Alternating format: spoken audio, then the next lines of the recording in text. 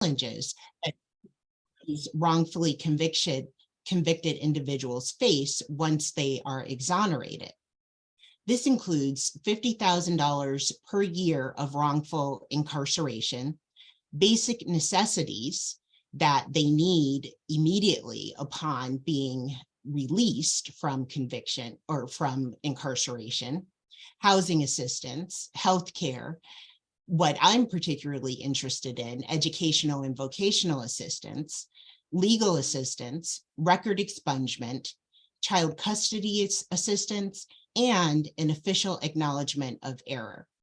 Only 38 states have enacted wrongful conviction statutes, and none of those statutes have everything that's listed in this ideal wrongful conviction statute put forth by the Innocence Project.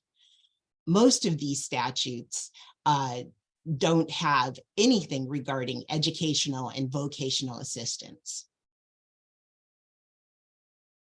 There are 12 states without wrongful conviction statutes. This includes our state of Pennsylvania and our neighboring state of Delaware. In these states, Pennsylvania, Delaware, and the other 10, exonerees are released with no health insurance, no housing, no higher education, no job skills suitable for immediate employment, no employment opportunities, maybe a GED, maybe a diploma, but that diploma is notably obtained while in prison, which is something that generally you don't want the potential employer to know. And usually these individuals are told that they are being released on the very same day that they are released. So they're essentially kicked out into the street with nothing in place to assist them. Pennsylvania currently has a wrongful conviction statute bill pending in the Judiciary Committee. Unfortunately, committees are often thought of as the places where bills go to die. So my research question is, how do adults wrongfully convicted as youth in Delaware and Pennsylvania navigate and survive reintegration, especially in states that don't have wrongful conviction statutes? I want to know what is going on in these individuals' lives that are enabling them to stay afloat. My theoretical framework is state crime theory, which posits that states and their institutions can engage in criminal behavior that causes harm to individuals, communities, or societies, just like individuals can. And Westervelt and Cook applied state crime theory to the wrongfully convicted in general, and in particular to those released without resources to recover from the harm. State crime theory is a part of critical criminology, which asserts that crime is based in class conflict and the structured inequalities of class society. My literature review uncovered a lot of information regarding the challenges faced by those who were released in general, and in particular in states without wrongful conviction statutes. But none of this literature addressed the particular challenge that individuals who were youth when convicted have when they're released from being incarcerated. They face many of the same challenges that those who are adults when convicted face, but they have extra challenges, such as difficulties getting employment because they have no track record of having been employed, and they have not completed their education that will enable them to have the background that most employers are looking for. There's housing instability that they face for a couple of reasons. One, because they are unable to become employed and pay for housing, for renting housing. And two, because their criminal record does not automatically go away when they are exonerated. They actually have to hire an attorney who goes back into court to have the judge who originally convicted them order certain agencies to remove their conviction from the databases. And this is challenging for those individuals who cannot afford to hire attorneys. There's employment difficulties for the same reason that there's housing difficulties. They still have that criminal record unless they are fortunate enough to be able to get rid of it. And so they actually have to explain what transpired, how they were wrongfully convicted, and how they were then released because they were innocent, and hope that this doesn't affect their ability to get the job. There's also a problem where individuals, even where individuals don't have to explain their past conviction, they still have to explain that why they've had a gap in employment. So even where the employer doesn't know that they've been previously convicted, the employer knows that there's this huge gap, and that tends to be a reason to not employ people. These individuals suffer from mental health concerns. Obviously, they are going to be traumatized from their imprisonment. They often suffer from post-traumatic stress syndrome, as well as other mental health challenges. They have family relationship strain. Now, usually when they're released, everybody is happy to see them. Family members are happy to take them in and try to start giving them some assistance. But when they run into all of the blocks with expungement difficulties, employment difficulties, and just difficulties supporting themselves, then these relationships become strained. They also experience exoneree stigma, which involves essentially some studies were done, and it involves individuals from the community thinking less of them because they were convicted. They'll think higher of them than those who were convicted rightly, but they won't think as highly of them as individuals who have never been convicted. There's also a lot of literature about the need for every state to have a state compensation statute and to have all of the things in that statute that have been put forth by the Innocence Project. So my study is going to be a qualitative case study to address this issue. And my research design is a case study bounded by exoneree experience in Pennsylvania and Delaware. The data collection will involve interviewing 5 to 8 exonerees and their attorneys. And the exonerees will, of course, have to have been convicted as teenagers and exonerated as adults. They will have had their high school graduation or college plans interrupted by this conviction.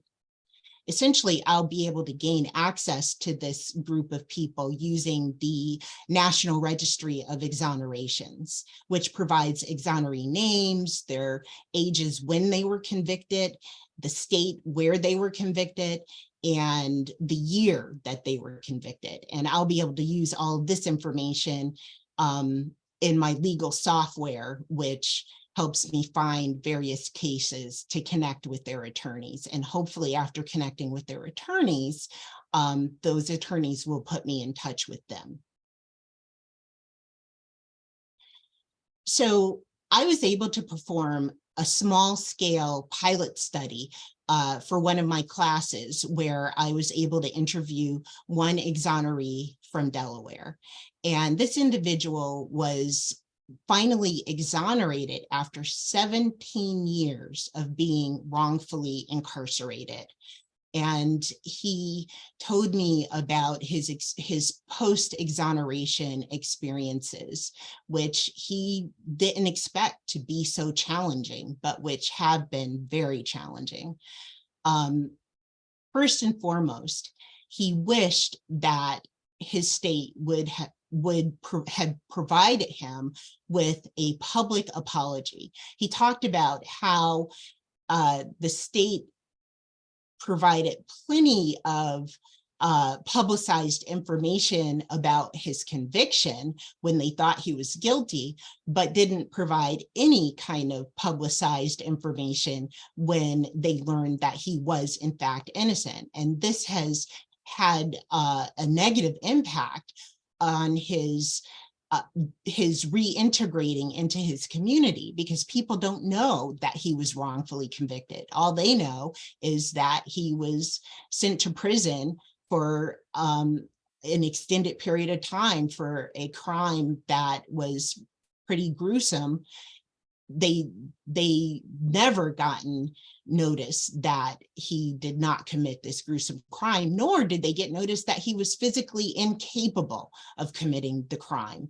He actually medically could not have committed the crime. So none of this information was publicized. And the biggest thing he wants is a state public apology.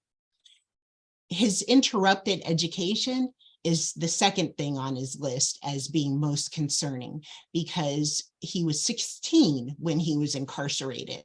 He did get his GED while he was incarcerated. However, he has not been able to obtain employment. He has not been able to get his record expunged. He hasn't had the funds to do so, to hire an attorney to make this happen. So there's just been all kinds of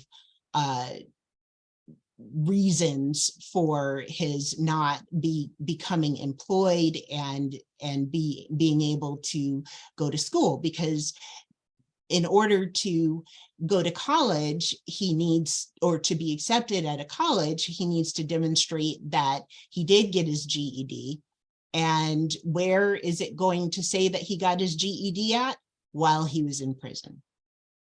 So there's all this stigma. He's lacking resources. He's embarrassed that his girlfriend is the one supporting him, and he just doesn't know what to do. This is not an uncommon situation. The lessons that I've learned and the next steps that I will take are essentially that release from wrongful imprisonment only begins the set of challenges that innocent individuals who are wrongfully convicted have to deal with. This is especially true for individuals who were convicted when they were youth. There is a great need for empirical evidence supporting the enactment of wrongful conviction statutes, and I hope that my research will provide some of this empirical evidence. There is also a great need for nonprofits to connect the wrongfully convicted with educational programs. And I hope that I am able to get some grant funding to start a nonprofit that will assist individuals like the person that I interviewed. So thank you very much for listening to my presentation, and I am happy to take any questions that anyone has.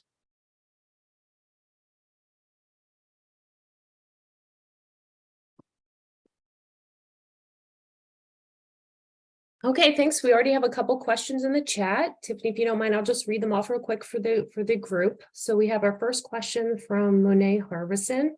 And the question is, how can we use state crime theory in pre-K-12 as researchers and practitioners to prevent carceral realities for students? Well, I think that state crime theory can be a real help with the school to prison pipeline, because in the school or nexus, I tend to refer to it as the school to prison nexus. Essentially, the state crime theory can demonstrate how the schools who are regulated by states are not meeting these individuals' needs and are not providing the support and the cultural competency of teachers and administrators that are needed in order for those students to have their trajectories changed and be put on the path to success.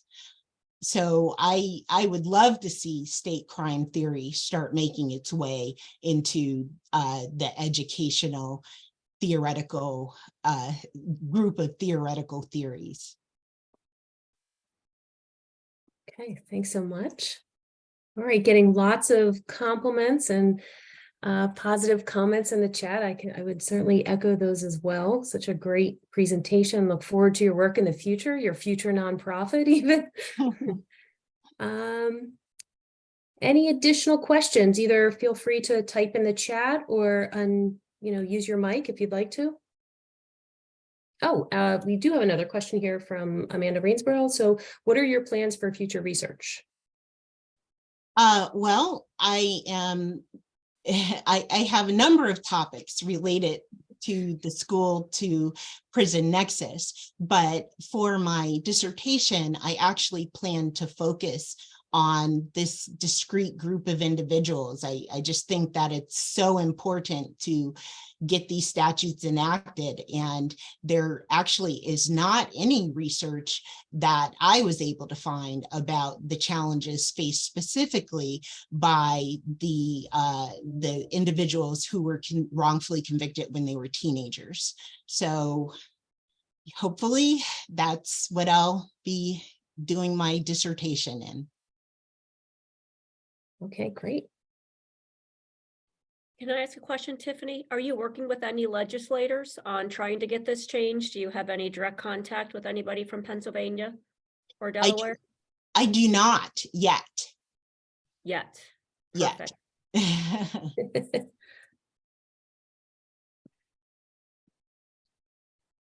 any additional questions?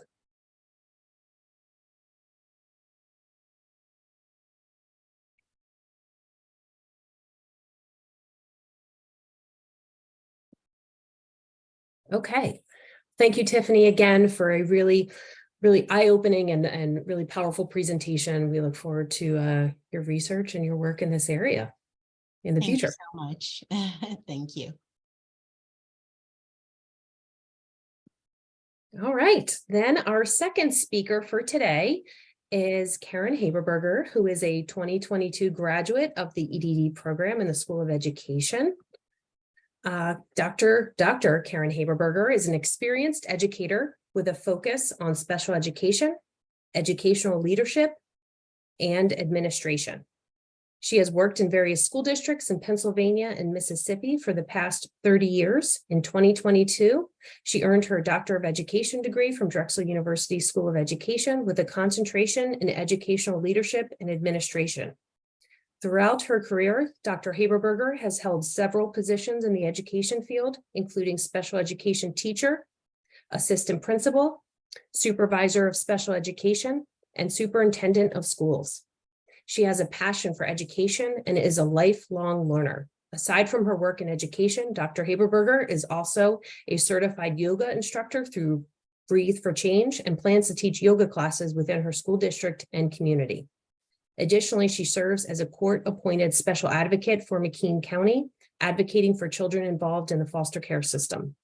Overall, Dr. Karen Harberberger is an accomplished educator and community advocate who is dedicated to improving the lives of children both in and out of the classroom. Today, Karen will be speaking about, and the title of her presentation as indicated on should be viewable on your screen, is a phenomenological study of rural special educator longevity in the classroom. Karen, the floor is yours.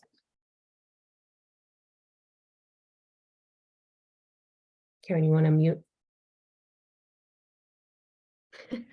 Should have learned that 4 years ago. Thank you, everyone, for joining, and thank you, Dr. Lanny, for that introduction. So as Dr. Lanny stated, my dissertation was on a phenomenological study of rural special educator longevity in the classroom. I became interested in this when I've been in special ed for almost 30 years. Only 2 years of my education has been in regular education. So special education is very near and dear to my heart. And as we know, since COVID, but even previous to COVID, educators are becoming few and far between. So I became interested in this, and this is what I conducted my study on. I wanted to give a shout out to my Drexel team that helped me along the way. My supervising professor was Dr. Lanny. Dr. Harriet Rasmussen was on my team, as was Dr. Vondran, and I appreciate them so much and have a lot of great things to say about Drexel and its program and the professors that I came across, so thank you. In this slideshow, I will talk about the introduction, the problem statement, the purpose, the significance of my study, findings, and any future research. So I begin by saying that special educators are unique and resourceful professionals, and in rural areas, they are becoming more and more scarce. Ingersoll noted that the annual number of special education teachers who are leaving the profession exceeds the number of new teachers that are entering. And there are definitely not enough special educators. In rural school districts specifically, administrators are faced with a dwindling supply of special education personnel. Without an understanding of the internal and external factors that influence special educators' decisions to enter and remain in the field, school districts cannot adequately plan ways to recruit and retain special educators. So the purpose of my study was to understand these internal and external factors that affected rural special education teachers in Northwestern PA and their decisions to remain in the special education classroom for longer than 10 years, or to leave the special education classroom to pursue other career opportunities. Unique challenges of special educators in rural areas make filling these positions even more difficult.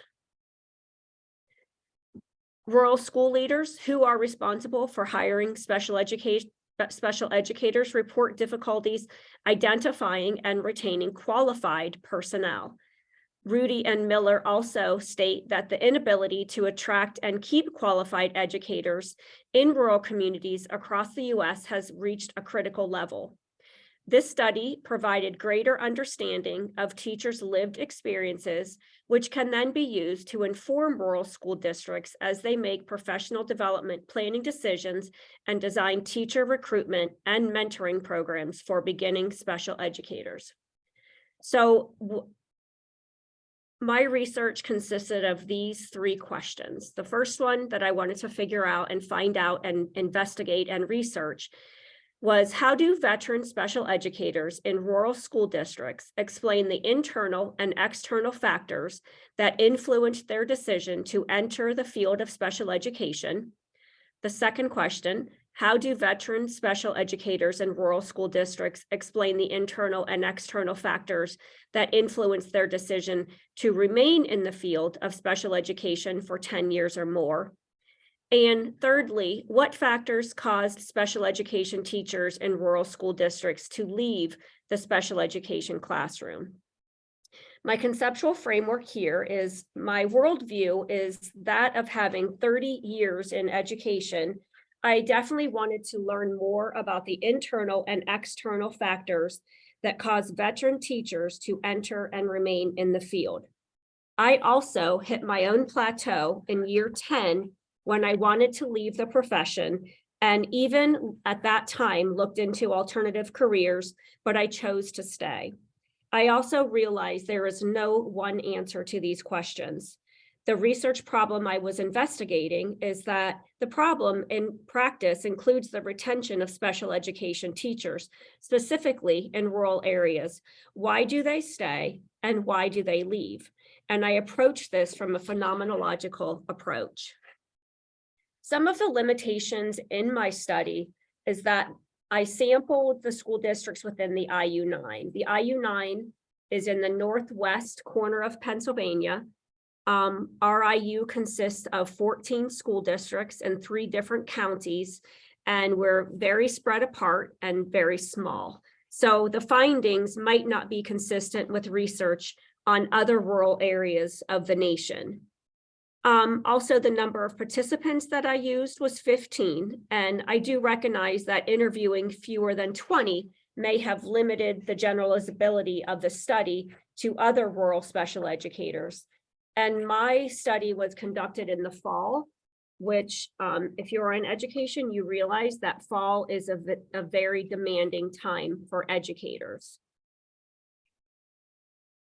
For the organization of my literature review, the 3 streams of literature on the left there, rural education, external and internal factors, were reviewed and analyzed.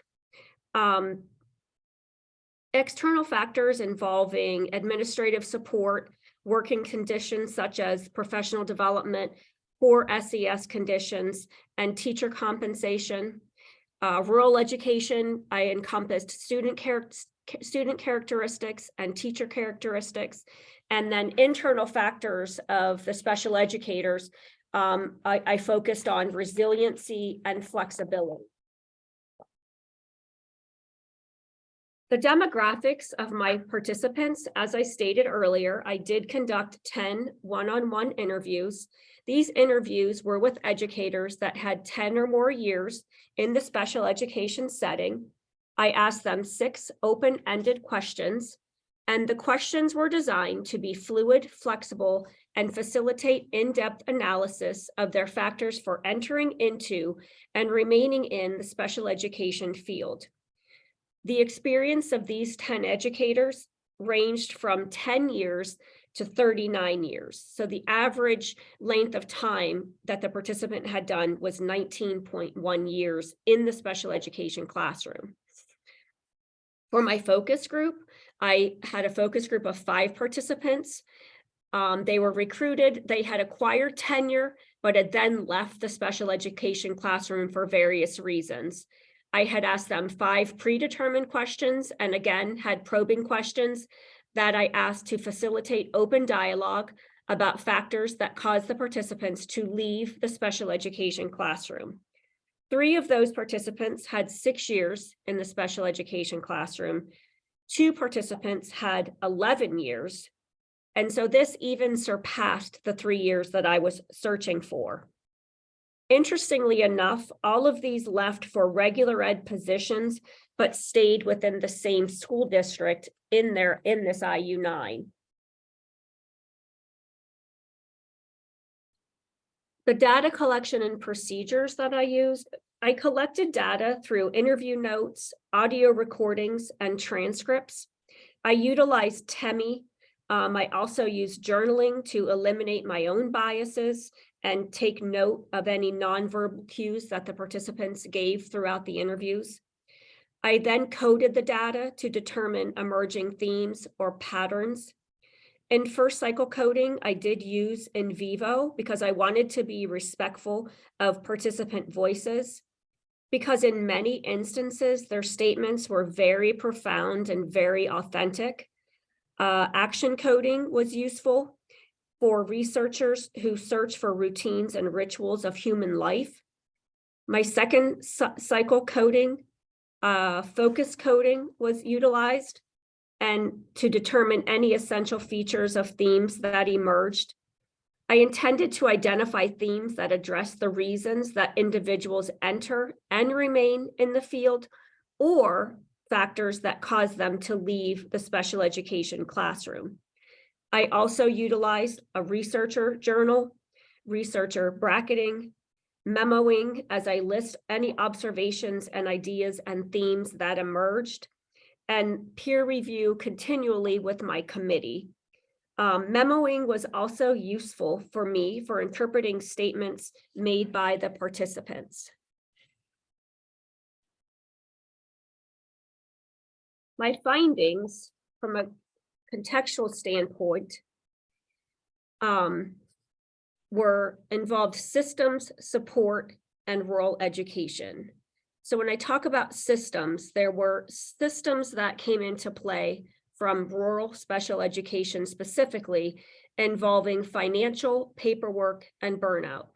Financially, that meant from a district lens, what the resources the district could support, and also salaries, teacher salaries.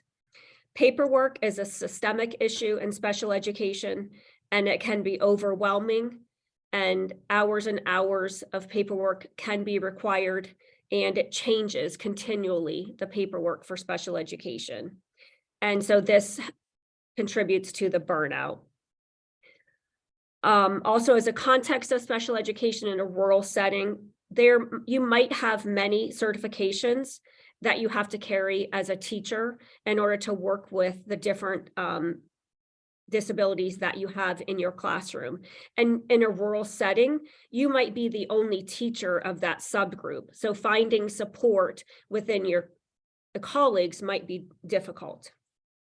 Underneath the support, administrative, collegial, and home support. Administrators must be compassionate. We learned that, I know that through COVID. COVID wasn't a continual theme in my paper, but it did surface that people would say the last 2 years have been so hard. We're asked to do so much. So I think that COVID did have a little bit of an impact, but it didn't impact enough to really take notice in my study. Home support is very frustrating. Lack of home support is very frustrating for people, for teachers in rural areas.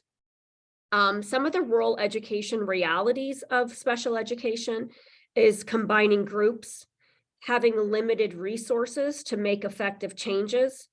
And also sometimes this does hinder student progress and personnel.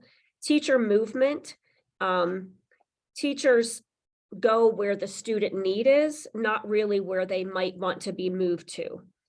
Sometimes positions get eliminated and teachers get moved. So for example, in the districts, a lot of the districts in the IU9 are K-6 and then 7 through 12. So if you go where the need of the student is, the students are.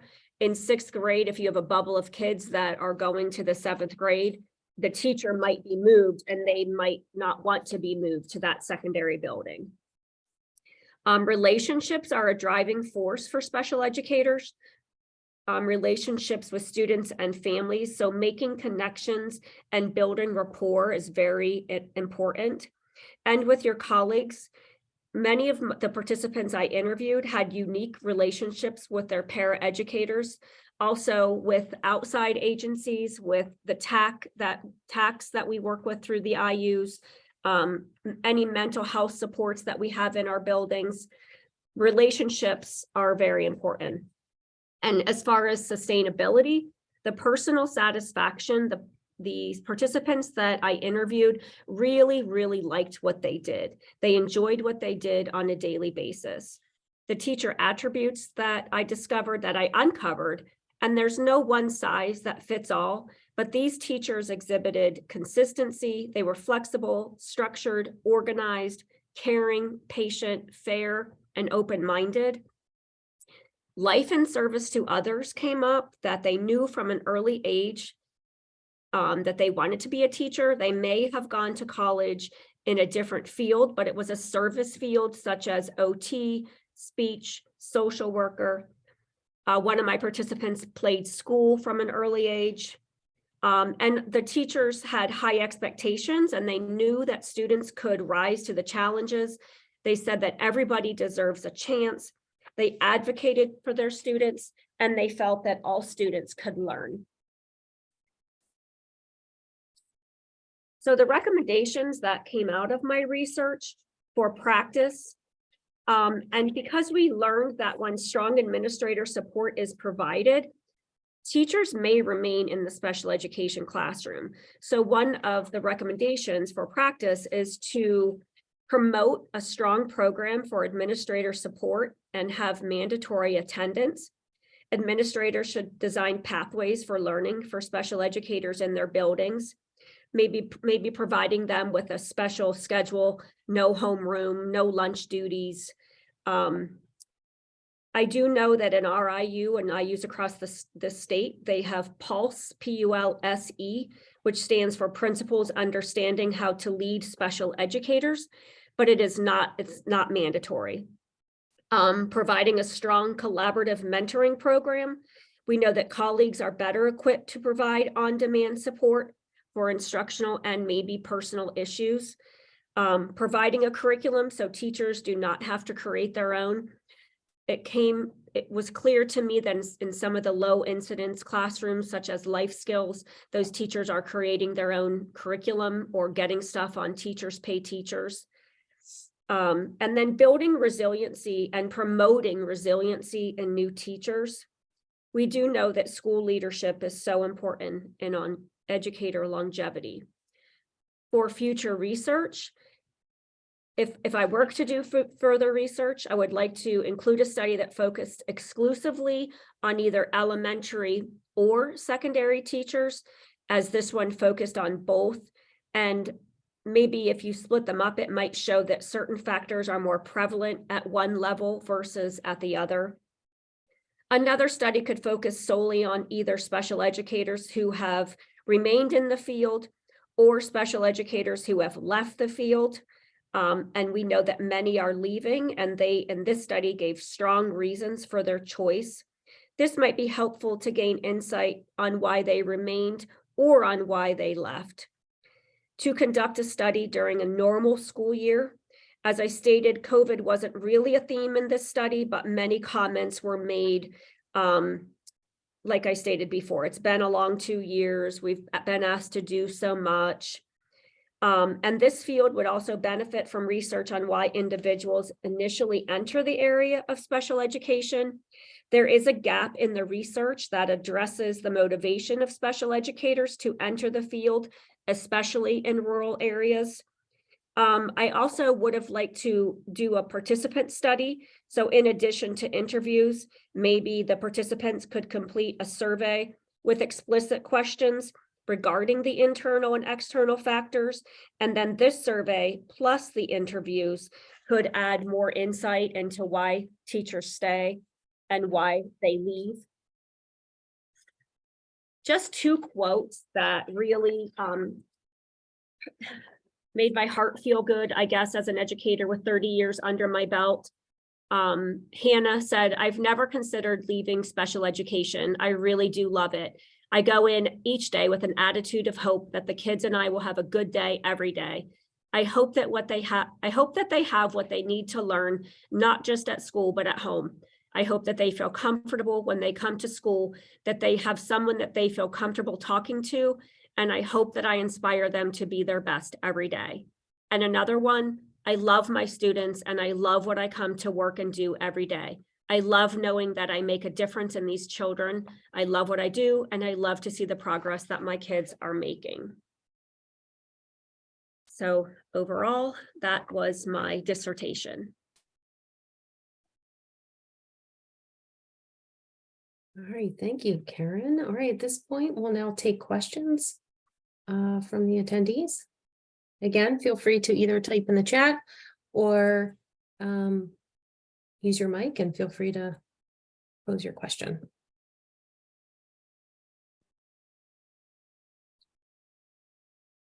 I would like to add, before anybody, I did just sit in on a webinar 2 days ago put on by PASA, I believe it was PASA, with all of the changes that Pennsylvania is trying to do to help the pipeline of teachers, to help people become teachers, help build teachers, help find school psychologists, help find school counselors. So there is a lot going on in the legislation, and I will say that they are working on it, but it's going to be hard. It will be hard pressed to reach the rural areas, in my opinion.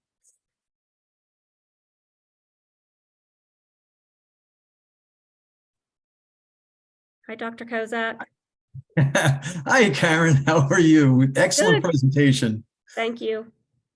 So a question I have is rural areas. have been experiencing difficulty, as you know, and you mentioned, and as part of your presentation, on getting educators. Where do you see the role now and maybe moving forward of technology, specifically also this, you know, the new kind of emerging focus with AI, artificial intelligence, ChatGPT, not necessarily just ChatGPT, but artificial intelligence technology, connecting rural schools with other schools. I'm just curious as to your thoughts on that. I will say that when COVID hit the rural areas, the connectivity for internet we had to scramble and try to find our students help. That has been beefed up by, there were certain by funding that came through for the rural areas. Also, we were able to go one-on-one, and now we're still one-to-one. I did just read an article that I shared with one of my principals that it was about a school that it looked different. The kids came to school and they sat in one area, and students were able to work at their own pace. And then as they needed help with certain courses or classes, then they went to seek help from their teacher versus a lecture mode, traditional periods, things of that nature.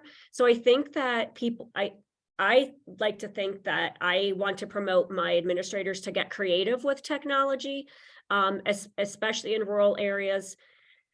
We've looked into, because for example, foreign language instructors are hard to find as well. So we're trying to find another school in our IU that will share their foreign language instructor with us. So just trying to find ways to get creative. We haven't had a whole lot of talk in our district on the artificial intelligence yet, but I definitely see that coming down the wire. Okay, thank you.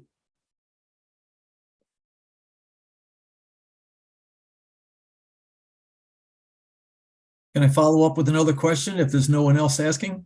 You sure can. All right. So what are your thoughts on what the School of Education can do to better prepare future administrators, schools, or principals, superintendents, and other type of supervisors for not only rural education, but also special education students? That's a loaded question. So what can they do? I honestly, I think that the way Drexel prepared me, and yourself being a huge part of preparing me, the books that we read, the collaboration with our colleagues, when we had the interviews with superintendents that were current superintendents, the networking that I know if I could reach out to that gentleman today. I told my solicitor this the other day, because I don't call him as much as he wants me to, because he's expensive. But what I do is I call the other 13 superintendents in my IU, and I say, what would you do if you had this? I can tell you I get 13 different answers. And so I'll pick the one that meets my needs and my students and my administrators. Obviously, if it's a legal issue, I'm going to call my solicitor. But it's really just getting that. It's really just networking. Having that network is so important. The other thing I was thinking, but I know it wouldn't be a book that we would require in the ed leadership portion because it's geared to Pennsylvania, but Pennsylvania makes a thick, huge school law handbook that is very informative. And my business manager, myself, we have a copy, and we refer to that all the time. It drives the policies. It would have been a good book to have to delve into, but I know that at Drexel we have people from all over the globe. So that wouldn't have been, it would have only been beneficial to Pennsylvania students. So well, I really appreciate that. A lot of times legal mandates in one area, one region, whether it be Pennsylvania or the New York, Pennsylvania, New Jersey, a lot of those policies and laws are very similar to laws in other states. And I can't, countries are a little different. But I'm going to, if you remember the specific name, or is it just a general Pennsylvania? I mean, I'll look it up. We could absolutely incorporate something like that. That's great feedback. I appreciate that.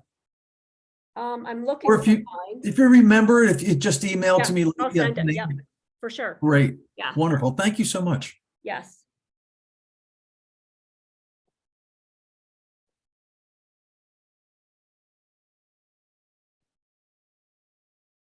Okay, looks like we have a question in the chat, and that is, do you feel that the difficulty to reach rural communities is that the people and the culture within those communities want it that way?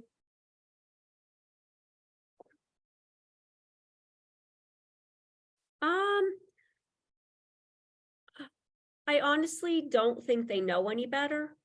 And that might sound mean, but I used to live in South Central PA. I taught in Mississippi. So I feel this is my 6th different district. And so I know there's different out there. I know there's better. I know there's worse. I just don't think they know. And I don't think you don't know what you don't know. So that's my answer to that. I don't think they want to keep it that way. I just don't know that they know any other way, whether good or bad.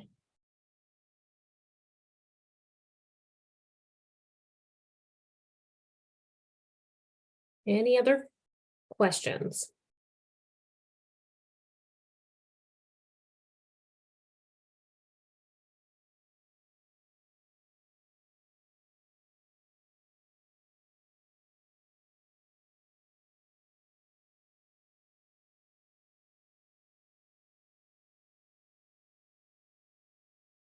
Okay. All right. Well, thank you, Karen, for a great presentation. Obviously, I've heard I've read your work before, and we've talked about it for years, but it was good to hear you talk about it again and see you present the information. So we're going to close out today. So I'd like to thank both our presenters, Tiffani Hurst and Karen Harberberger, for presenting today. And thank you all for attending the Colloquium event series. This is the last Colloquium event for this academic year. But keep an eye out, look out for next year's Colloquium series that will start again in October 2023. So thanks, everyone. Have a great afternoon. Thank you.